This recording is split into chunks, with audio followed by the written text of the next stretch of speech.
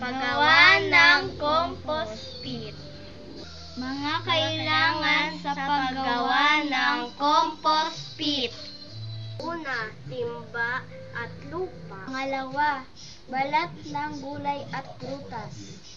Pangatlo, lupa na may dumi ng hayop.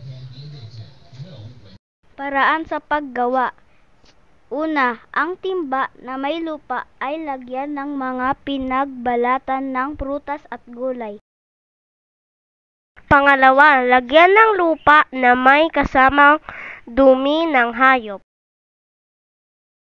Pangatlo, ulitin ang pagkakasunod-sunod.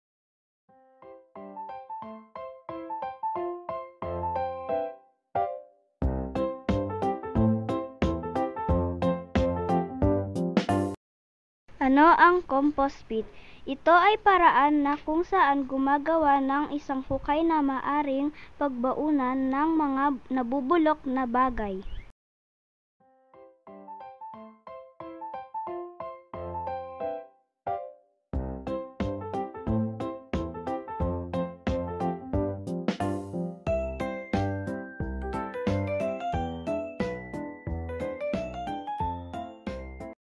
Pang-apat, diligan.